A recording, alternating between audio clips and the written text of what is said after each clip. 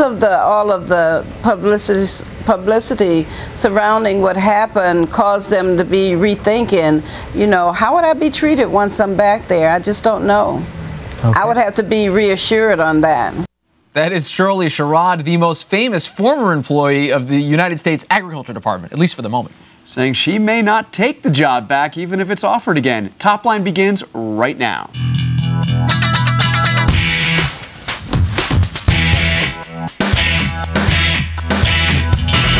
Hello and welcome to ABC News Washington Post Top Line. I'm Rick Klein. And I'm Jonathan Karl. Every day at noon Eastern, we're right here bringing you the latest in politics, everything you need to know before you head out the door to the lunch. And it's twitter.com/the note to know even more. And John, this is a story that has gone on a little too long already for the White House, but let's kick us off today. So we'll kick it off with oops. It looks like Agriculture Secretary Tom Vilsack may actually redo his decision to fire Shirley Sherrod for that out-of-context clip that made its way around the internet and the cable shows and on and on and on. Now it turns out that maybe she wasn't all that bad after all, and they didn't mean that little bit about resign now. Well, you know, if everyone had done a little bit of homework here, this wouldn't have happened. It's so interesting to me, the hair trigger that you see from Secretary Vilsack and the Agriculture Department, and then the way he dug it in and said, no, I stand by this, until overnight told by the White House, no, you're not going to stand by this. It just seems like a matter of time before she's offered her job back, and everything's short of a beer summit, I guess, in this case. And maybe it's a corn summit in honor of Georgia this time. Next up, Tea Party caucus. There is another club that you can join if you're a member of the House of Representatives, and it is the Tea Party caucus. And indeed, the Tea Party has made its way to Capitol Hill. It was announced this morning, but interestingly, the 24 members do not include members of Republican leadership. It's not that they don't like the Tea Partiers, it's just that they don't want to be necessarily associated this closely with a formal caucus of that name. That's right. No John Boehner, no Eric Cantor, but you do have a Mike Pence in this, and that's the one member of the leadership you know, who wants to run for president. A split in the ranks. So there you go. We'll see. Next up, speaking of the Republicans, GOP civil war. Check this one out. The treasurer for the Republican National Committee is now accusing the chairman of the Republican National Committee, Michael Steele, of hiding $7 million in debt for the Republican National Committee, saying that this caused them to have to file new reports with the Federal Elections Commission on this debt. Now, this is a fascinating thing because, first of all, it reinforces the real money problems that we see at the Republican Party right now, and also this civil war. I mean, this is the treasurer who's also elected and is a political rival of the chairman. I mean, they're fighting this out, and they're doing it in public. And they're doing it publicly. And this was a point of pride for Michael Steele and his leadership to say, we're not carrying any debt. Well, actually, they were, and it's a big one. It's almost become, I don't know how many times we can do this story. Is he in trouble? Is he not in trouble? He is going to be the chairman. He is probably not going to be the chairman at the end of the election cycle, but a lot of it will depend on the election results. This is ugly, though, on every level. And finally, silence of the Blago. It is sad news for us to report that Rod Blagojevich's trial has ended without the promised testimony from Rod Blagojevich. He has talked in defiant terms about how eager he was to defend his own name and his own honor, yet he turns out that his lawyers at least would rather that he not testify in his own defense. And this is good for the White House, I think, not having another day of Blago headlines, and also good for the White House that Rahm Emanuel and Valerie Jarrett were not called to the stand. It was just one level of White House involvement that they didn't have to go to. Yeah, and it is a sad day. But you know, for Blagojevich, first of all, shocking he's actually able to listen to his lawyers and give them their sound advice. But my sense is they clearly think that the prosecution did not make the case in this, and that having Blago on the stand would only mess up what they believe is already a victory. We'll see. Wouldn't it be something if he's acquitted after all this? Well, just a few minutes ago, John and I sat down with Congressman Eric Cantor, Republican of Virginia, and the House Republican whip. Take a look at the conversation. Mr. Cantor, welcome to Top Line. President Obama obviously chalks up a victory today. He signs the financial regulatory reform bill into law. A couple of big victories for them when you add in health care, you add in the stimulus. Now, you want to take over Congress as Republicans. How do you approach this? You've got this big infrastructure or these big new bills that are there. Do you immediately start with taking them down? How do you conceptualize that? Well, I think, first of all, we've got to understand that this bill that will be signed today is just another part of an agenda that has, frankly, been detrimental to the economy. We've not seen the kind of job growth that Americans want to see. In fact, the job growth results have not been at all what this administration has promised. And that's why you see so much anger out there across this country, because people are looking at Washington in disbelief, thinking that how can Washington be so disconnected and ignore the will of the people? And this financial services regulatory reform bill is just another step in the direction of trying to prescribe from Washington the outcomes across the economy.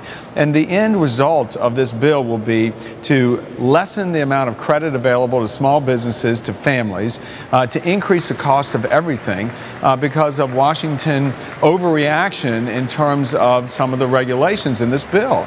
I mean, let's face it, you know, did we have some excesses that brought on the collapse of the financial markets? You better believe it.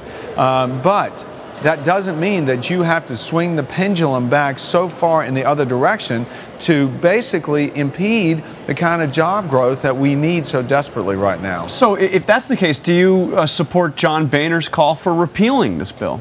This bill right now, so much of it is going to be left up to the regulators, and how it goes into effect will be borne out in the agencies of the executive branch. And when the Republicans reclaim the majority in November, it will be incumbent upon us to insist that the regulations reflect the kind of free enterprise job growth environment that we want to see, not towards the direction that this administration continues to drive. So that does not sound like a wholesale effort to actually repeal the law. No, again, I go back to the statement to say, look, were there excesses? Yes. Were there some need for changing regulations, imposing some smart regulations? Absolutely. But there was not a need to sit here and cast a net over the entire capital markets in this country so that they become less desirable for investors to seek America as a destination for their capital. And I think that will be the end result. And going back to Main Street across America, the end result is less credit, less available for capital to invest in job creation. Mr. Cantor, a group of your Republican colleagues this morning held an event on the steps of the Capitol where they formed a new caucus, the Tea Party caucus. Take a listen to Michelle Bachmann, Republican of Minnesota, from just a couple minutes ago. Not very often that you get an open door where you have 24 members of Congress listening to real people about what they're saying. Again, we are not the Tea Party movement as members.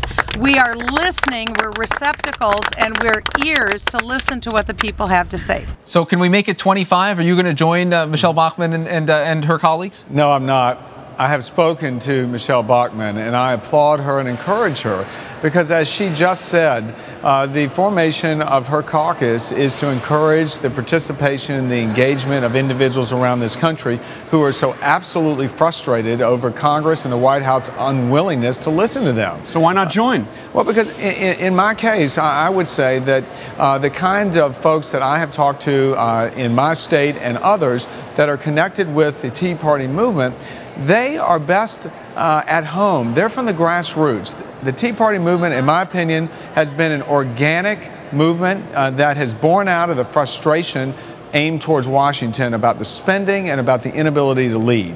And in fact, Tea Partiers, in my opinion, are not monolithic.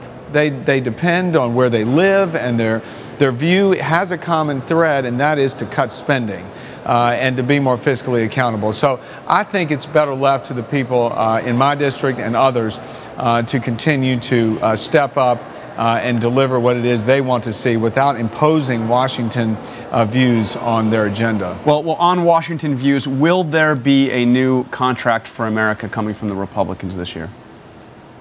What we're going to see out of Republican members of Congress is a coming together around an agenda that reflects the kind of work that we've been doing here in the House over the last year and a half.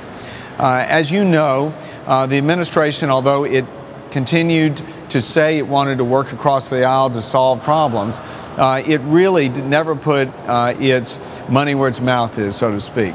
And so each step of the way, whether it was a stimulus bill, whether it was a health care bill, the financial services bill, the energy bill, the Republican conference put forward a set of solutions that tried to answer the real problems, which is jobs and the economy, so that we don't impose any more burden on the people. It is those solutions that will be part of the plan that we will see unfolded as an agenda for governing this fall. So something you will put forward will be in writing that people can say this is what they stand for. Absolutely. I think it is very clear across the last year and a half, Republicans do have a jobs plan. Republicans do have a health care plan.